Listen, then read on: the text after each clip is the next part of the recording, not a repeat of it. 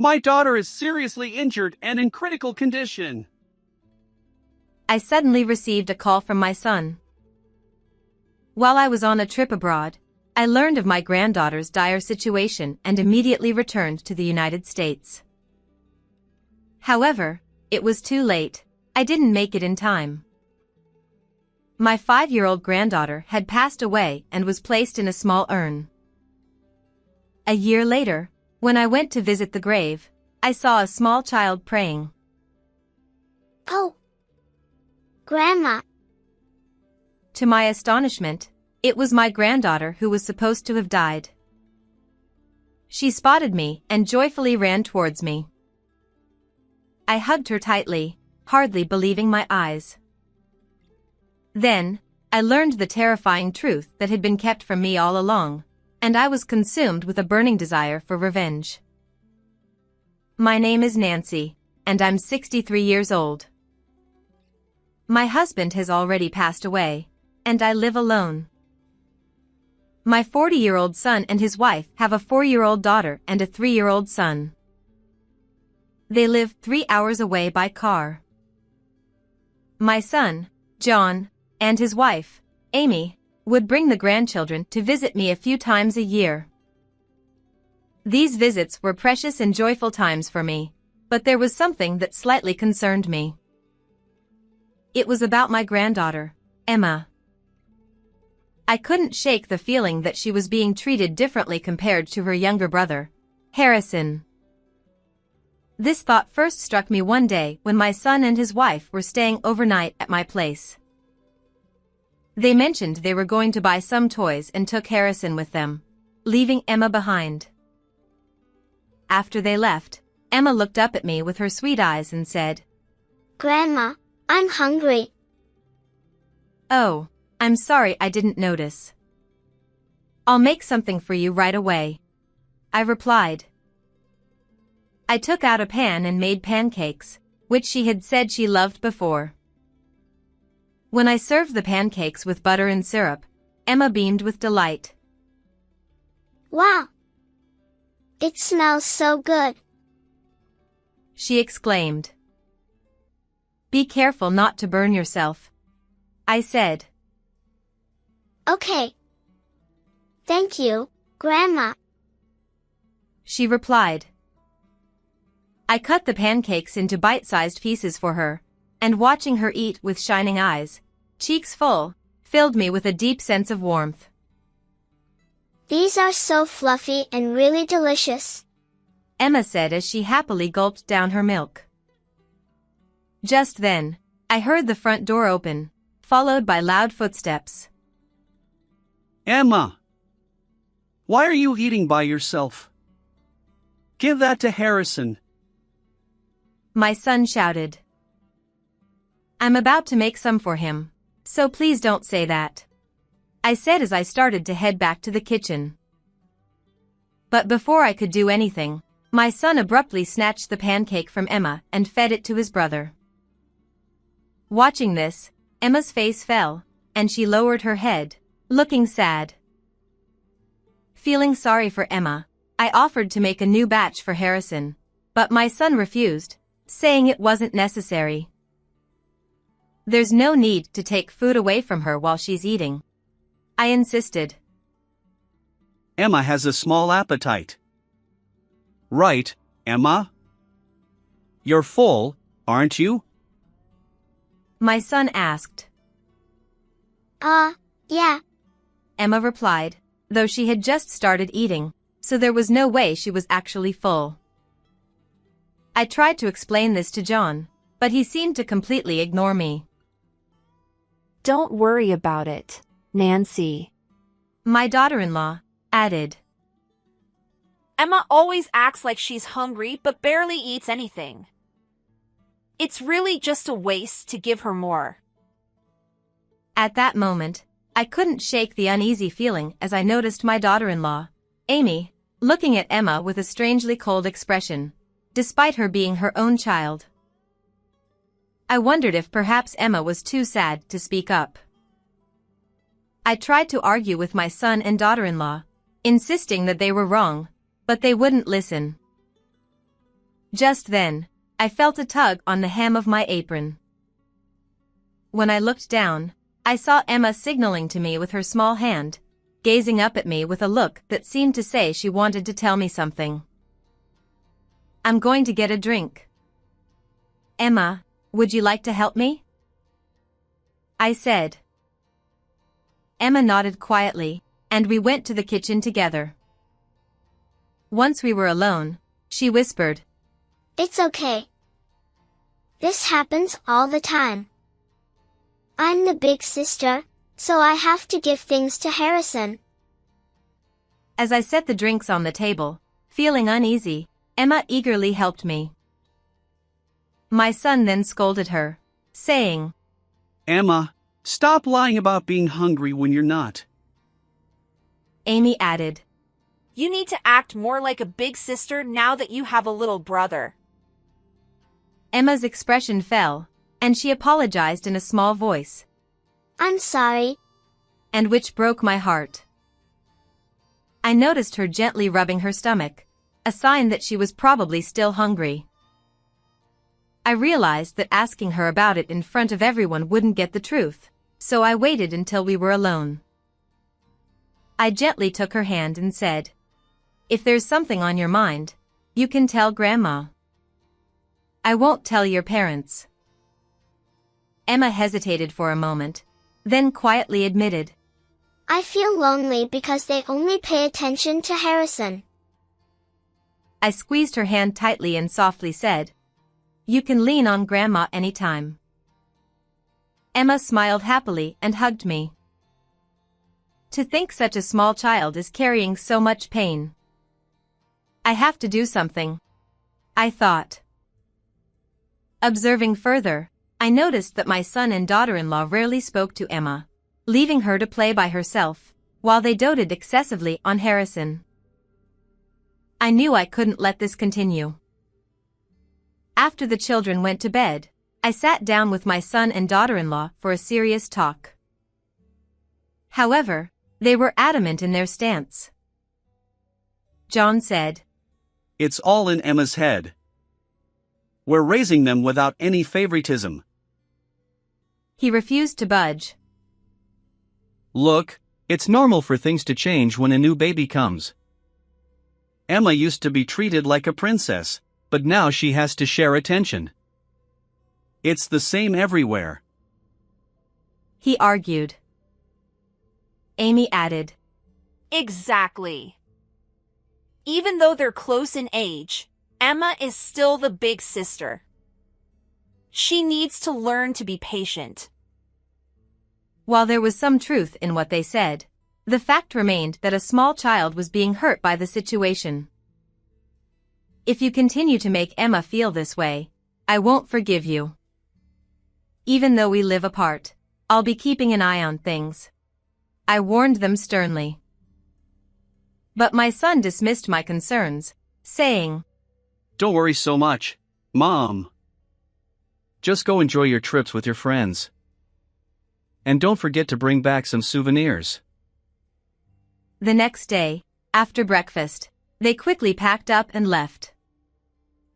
I need to do something about this. I'm really worried, I thought to myself. Despite my concerns, I went ahead with the overseas trip I had planned with my friends. During the trip, I mentioned my worries to one of my friends, and she gave me a helpful suggestion that I plan to implement when I return to the United States. On the third day of our trip, while having a meal abroad, I suddenly received a call from my son, John. Emma has been in a terrible accident and is seriously injured. He said. What? What happened? Please tell me everything. He explained that Emma had fallen from a jungle gym, hit her head hard, and was covered in blood. She was unconscious and had been rushed to the emergency room, where they told him her life was in danger. I was beside myself with worry. I quickly explained the situation to my friends and booked a flight home. Since it wasn't possible to leave that same day, I managed to get a flight for the following day, and after a 14-hour journey, I finally made it back. During the flight, I repeatedly tried to contact John, but couldn't get through. I was on edge the entire time. As soon as I landed, I called John to let him know I was heading straight to the hospital where Emma had been taken. His voice was strained as he answered. I'm sorry I couldn't answer your calls earlier. Emma didn't make it. He said. What? What do you mean? She passed away right after I called you. Her injuries were so severe. We've already had the funeral and she's been cremated. As I struggled to find words, John sent me a photo of a small urn. Emma. Emma. How could this have happened? I spent a long time sitting in the airport lobby, crying silently. When I told John that I was coming over to his house, he hesitated. Well, I'm not sure about that. He said, trailing off. Please, at least let me light some incense for her. I pleaded. It all happened so suddenly, and Amy is really shaken up. Could you just give her some space? I understood that losing her child must have been a tremendous shock for Amy, so despite my heavy heart, I had no choice but to slowly make my way back home. Once there, I placed a photo of Emma's smiling face on the altar, lit some incense, and prayed quietly. The realization that I would never see her again overwhelmed me, and I couldn't stop the tears from flowing. One day, I checked the mail and found that something I had ordered had arrived. Knowing I no longer had any use for it, I absent-mindedly tossed it into the bag I always carry.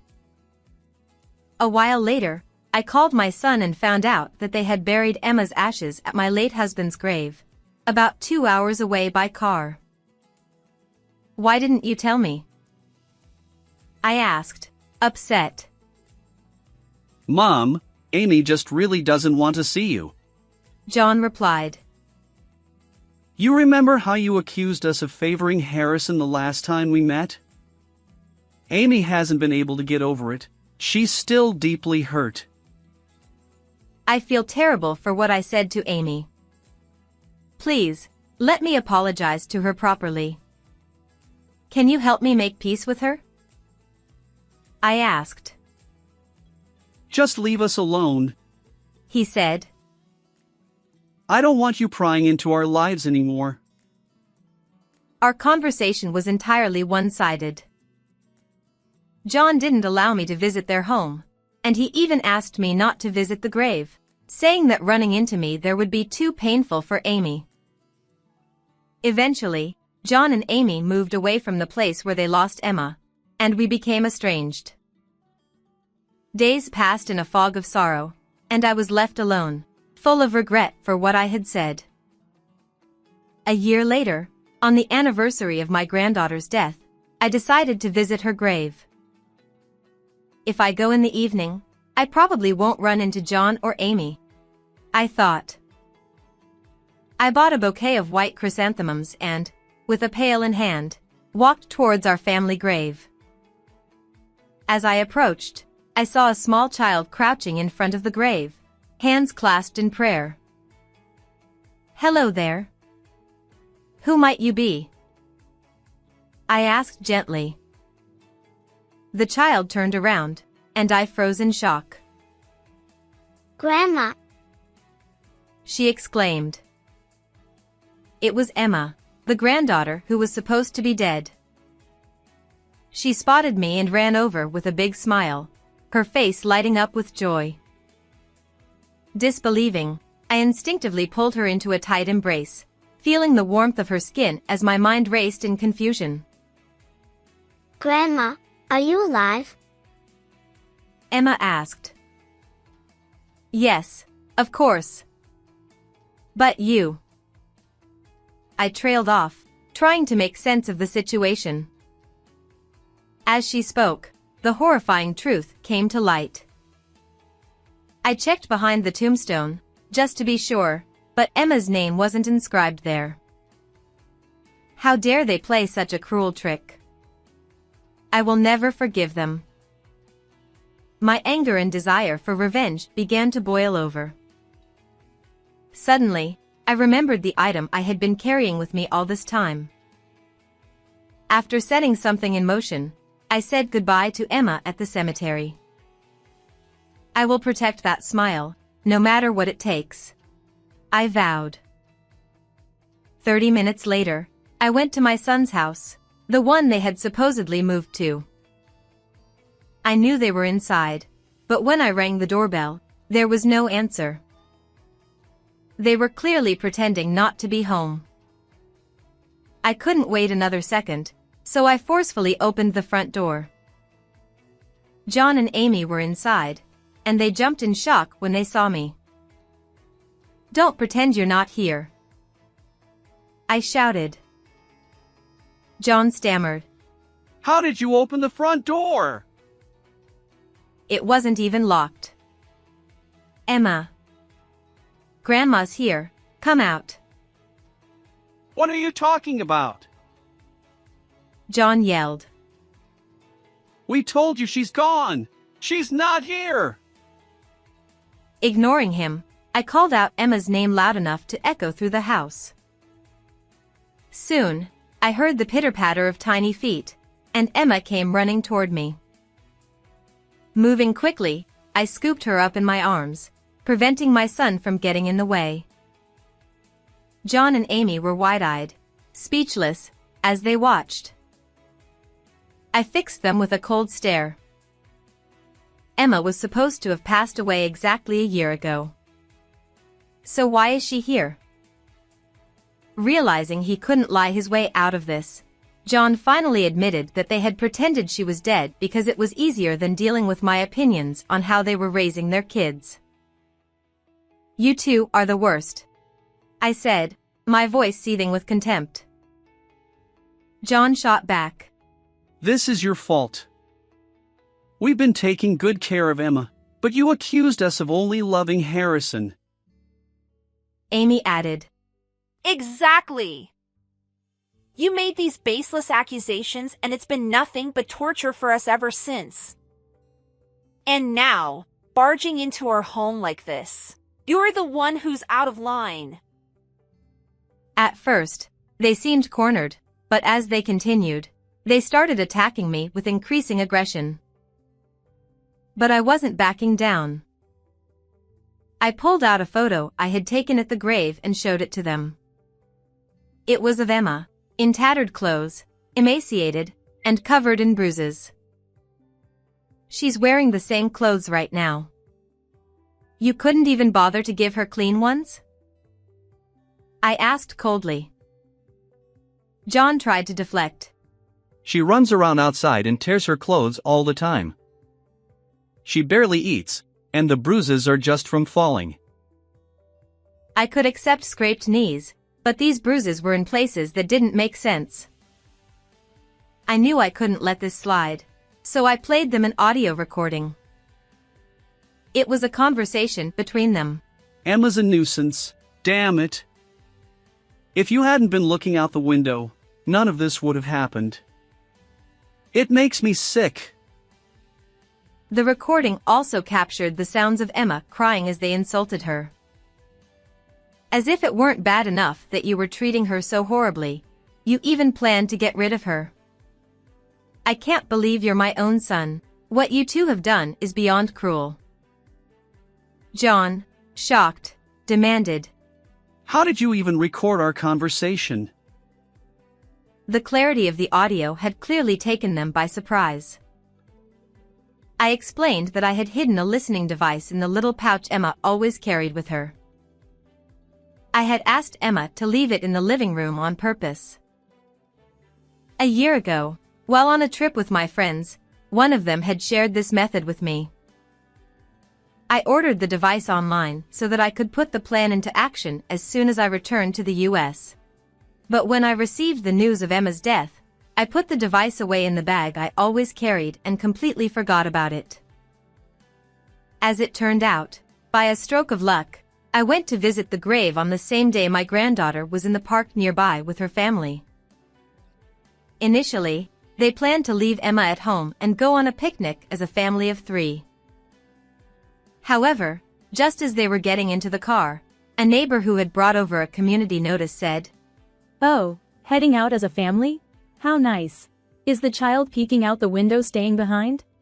Left with no other choice, they reluctantly brought Emma along. But, as usual, they only paid attention to Harrison, leaving Emma to play by herself. While exploring, Emma eventually found her way to the grave she had visited before. Being a clever girl, she remembered the place and was quietly paying her respects when I found her.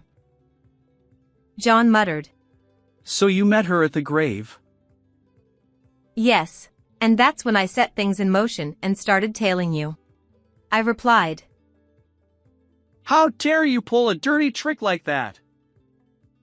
He shouted. "Oh. And who are you to talk, after pretending Emma was dead and telling her I was gone too?" I shot back. John and Amy had told Emma that I was dead to keep us from seeing each other. The nerve of these people. They were caught off guard, clearly not expecting that I knew so much. They stood there, at a loss for words, looking visibly uncomfortable, but then John suddenly seemed to remember something and approached me. "What about you eavesdropping on our conversations? I could sue you for that." He threatened. "Go ahead," I replied calmly. Under American law, eavesdropping by itself isn't a crime. And I did it to protect my granddaughter, so I have nothing to worry about. Amy, who had been silent until now, moved closer to Emma. Sensing something, Emma shrank back and started trembling. Just by looking at how this child reacts to Amy, it's clear how she's been treated, I said coldly. Stop making baseless accusations. Amy snapped. I'm calling the police. Go ahead, I responded. But it's not me they'll be arresting. You're the ones who'll end up in handcuffs. I held my granddaughter tightly in my arms and glared at the two of them. They both paled immediately. I demanded to know why they had treated Emma so cruelly, and finally, John reluctantly spoke. "Girls are useless," he said. "They just get married off and leave. But a boy can carry on the family name." Is that really your ridiculous reason? I asked incredulously. Then what's that document on the table? John's face went blank as he tried to hide the papers, but I quickly snatched them up. Inside, I found a child insurance policy, with marks next to the payout amounts for death or severe disability. They had taken out life insurance on Emma, planning to cash in if anything happened to her. "This is just in case something happens," John started to explain. But you had already planned to get rid of Emma before I even entered this house, I interrupted. The truth was, they had discussed their plans further. They had even said, even if we fail, we'll still get money if she's disabled. While laughing. I can't leave this girl in your care, I said firmly. I don't know what you're capable of. Amy, did you call the police? If not, I will. Please wait, Nancy! Amy pleaded. "Calm down." John added. "If the police get involved, it'll only hurt Emma and Harrison. Is that what you want?" Realizing they still didn't understand, I took the hands of my grandchildren and turned to face them. Let's ask them what they want, I suggested. John and Amy reluctantly agreed. Emma spoke up first. I don't want a mom and dad who won't even feed me. I want to stay with Grandma. Hearing this, both John and Amy scoffed in unison, sneering. See? Emma isn't even cute. Then I knelt down to Harrison's level and said, "You can say whatever you're thinking, okay?" Harrison hesitated but then said, I don't like Mom and Dad either. They're mean to my sister. John and Amy stood there, dumbfounded. It became clear that they had been harsh with Harrison as well, using discipline as an excuse for their cruel treatment. For their own children to reject them so completely, it was clear just how poorly they had been treated. When I reunited with my granddaughter at the cemetery, she told me about everything that had happened. Harrison, being the kind-hearted boy he is, would secretly bring bread to Emma whenever she was punished and denied food by their parents. Even though they were small, the strong bond between the siblings reassured me. Well, it's settled then. Emma, Harrison, from now on, you'll live with Grandma, I said. Their faces instantly brightened, and they nodded enthusiastically. Wait a minute! John protested. What's going to happen to us? Maybe a holding cell first, I replied. And after that, a life behind high walls, perhaps? You'll have plenty of time to reflect on your actions. As I took my two precious grandchildren by the hand and headed for the door, they repeatedly bowed their heads, begging for forgiveness. But a leopard doesn't change its spots. I knew that if given the chance, they would likely revert to their old ways. I paused and looked John and Amy directly in the eyes. You'll have to face the consequences of what you've done. Be prepared.